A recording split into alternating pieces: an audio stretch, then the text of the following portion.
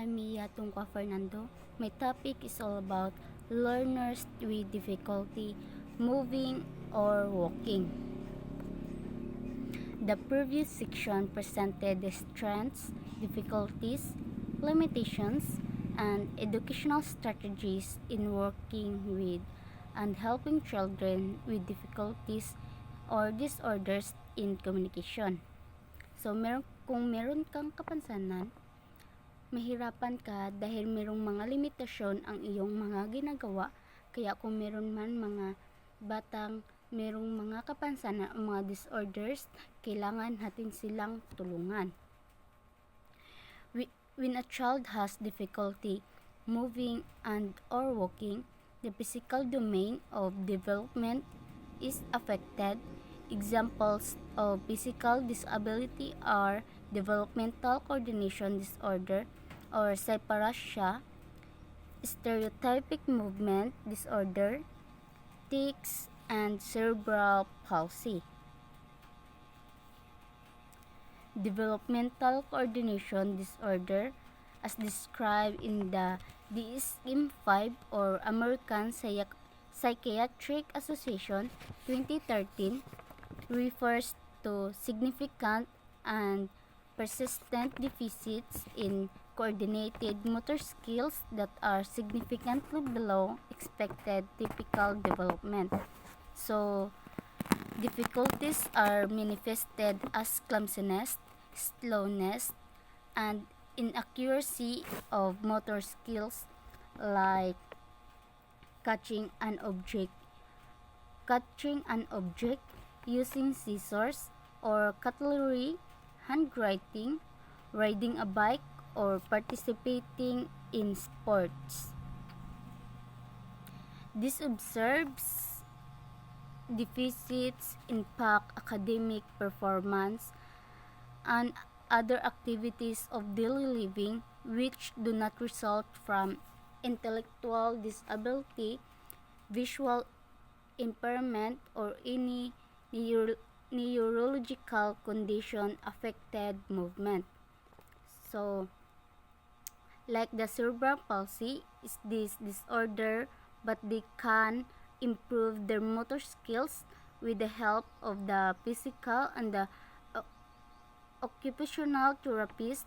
When we say specific learning disability, it is a term used in special education law to describe learning disabilities that make it hard to read, write, listen, and speak. Separasya, used synonymously with developmental coordination disorder, is a term often used by occupational therapists. So, dyspraxia does not affect your intelligence, but it can affect your coordination skills, so such as tasks requiring balance, playing sports, or learning to drive a car. The another types of motor problem is the stereotypic movement disorder, is characterized by repetitive, seemingly driven, and non-functional motor behavior or handshaking or waving, body rocking, hand banging, self-biting, and hitting on body. So they are having this kind of disorder are those purposeless movements.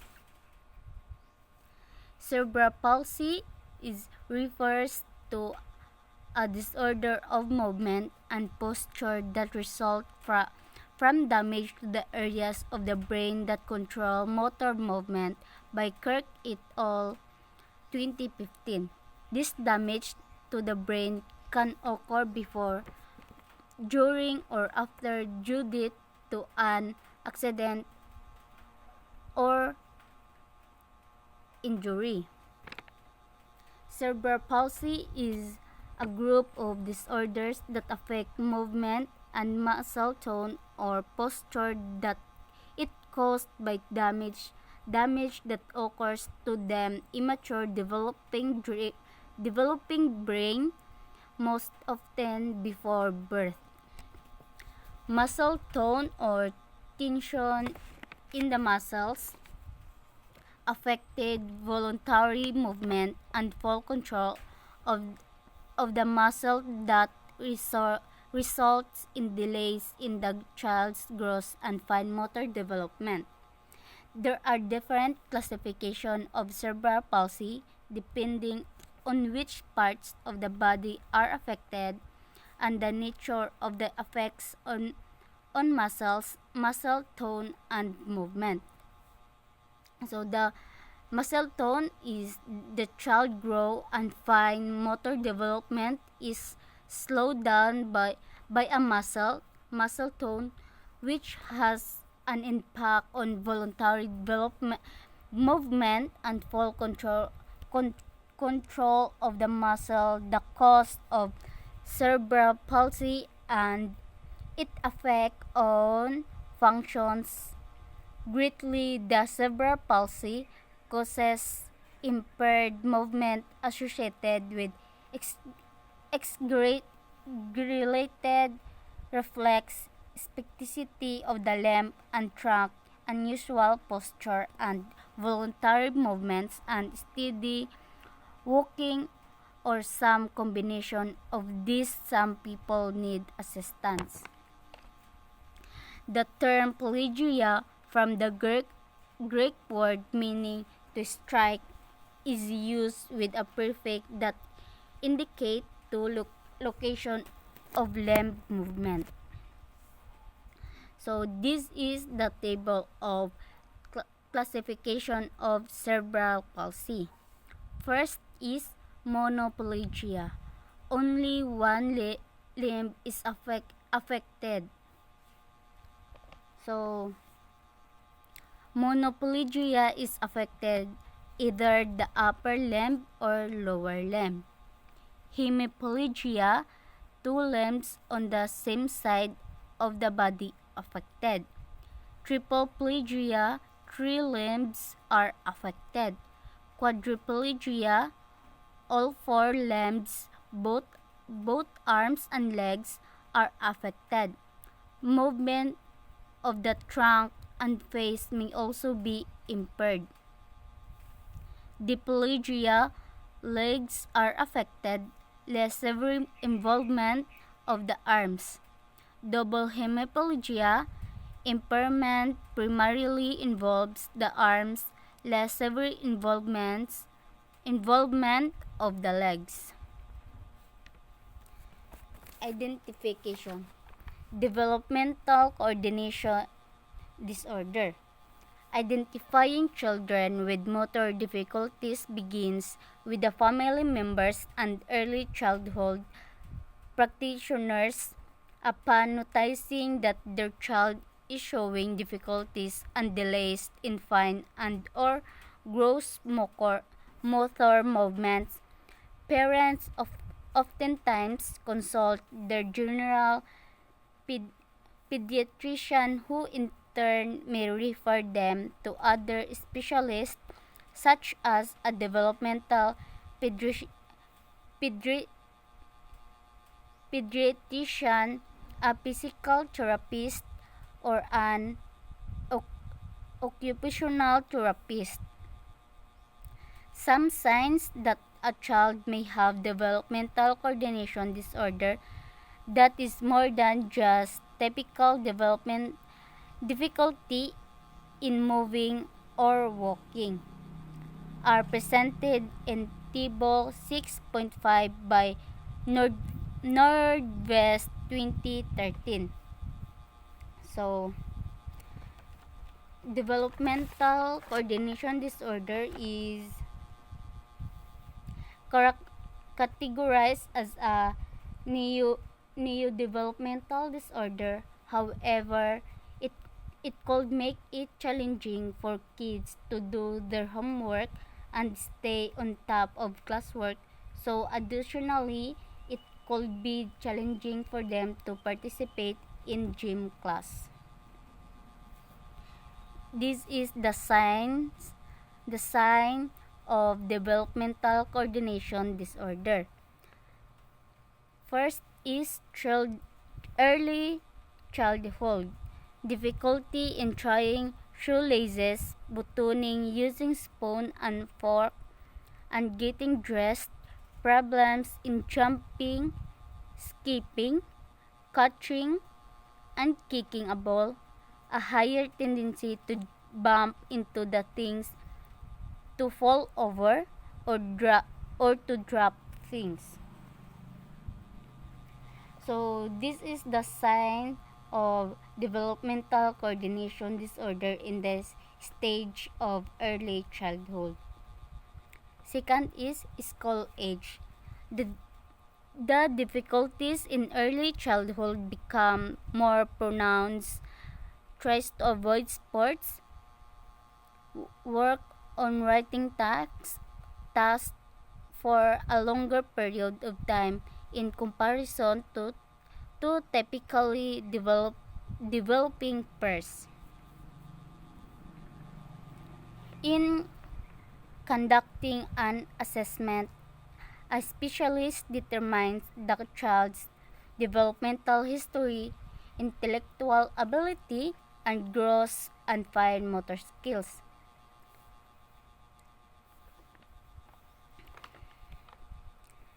So, to differentiate between the two, gross motor skills involve the use of large muscles in the body to coordinate body movement, which includes throwing, jumping, walking, running, and maintaining balance. So gross motor skills is the use of large muscles in the body to coordinate body movement. Fine motor skills involve the use of smaller muscles that are needed in activities like writing, cutting paper, tying shoelaces, and buttoning. So, fine motor skills is the use of smaller muscles. The evaluator needs to know when and how developmental milestones are achieved. Assessment is conducted to check the child's balance, sensitivity to touch, and performance in other gross and fine motor activities by Nordvest 2017. So,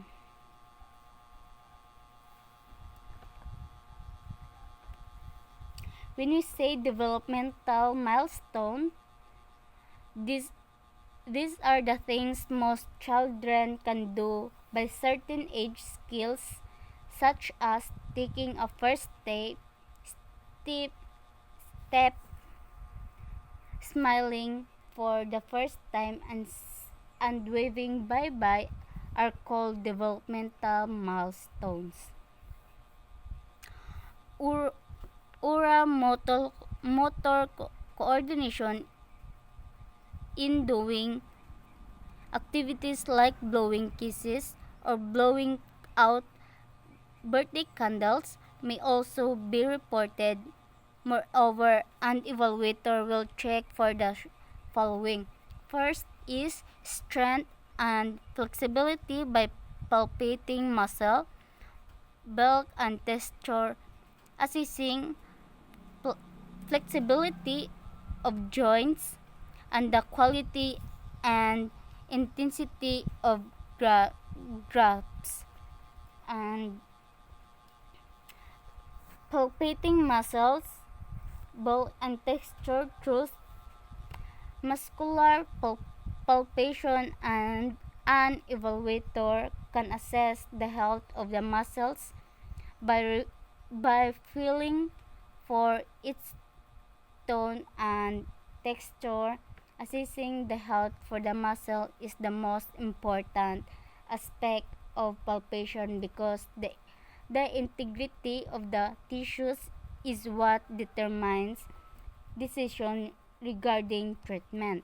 Second, second is motor planning, which includes observing functional, fine, and gross motor skills and determining hand dominance or lack thereof by Harris et al. 2015. So, motor planning requires observing and understanding the task, planning out an action in response to the task, and the act of carrying out the task. A difficulty with any of these areas will lead to dysfunction, also known as developmental coordination or DCD in many skills area. So, stereotypic movement disorder. Similar steps are followed in the identification of the presence of stereotypic movement disorder or SMD among children. Typically, developing children may display stereotypic movements or behaviors often referred to as stereotypic between age 2 and 5, as well as children with other neurological conditions such as autism, spectrum disorder, and other developmental disorders. So, the stereotypic movement disorder is if a child makes repetitive, purposeless movements, then possibly he or she had stereotypic movement disorder. Disorder can also cure on children who have the other developmental disabilities. Because of this, specialists classify SMD as primary when it occurs in an otherwise typically developing child. Secondary if it exists alongside other neurological disorders by Valenti et al. 2019. Learning characteristics. Motor difficulties and disability are known to significantly affect a child's ability to perform daily activities, which includes memory, perception and processing, planning, carrying out coordinated movements.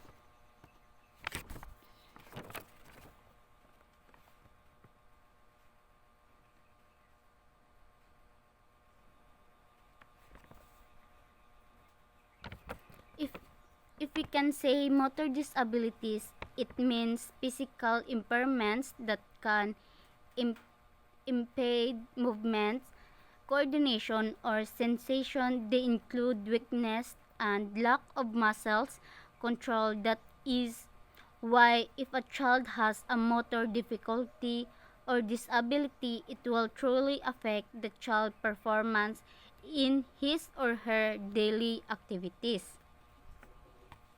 Speech may also affected as motor control is needed in articulation and production. Moreover, developmental coordination disorder also affects psychosocial functioning as children report to have lower levels of self-efficacy and competence in physical and social domains, experience more symptoms of being depressed and anxious, as well as display externalizing behavior. by Harris et al. 2015. So, it is because they don't usually believe in their capacity to execute behaviors necessary to produce specific performance attainments. On the other hand, a range of strengths need to be acknowledged in every child who disability or Armstrong 2012 student with motor movement disorders may excellent other areas of intelligence that are not controlled by motor functions. They may have adequate intelligence, creativity, and language skills depending on the severity of the disorder and the presence of a supportive adult. So,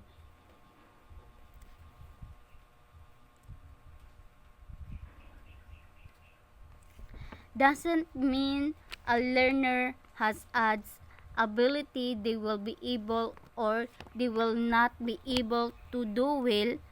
Will just need to focus on his or her strength, not just on weaknesses. There are a lot of individuals out there that has disability but is still successful in life.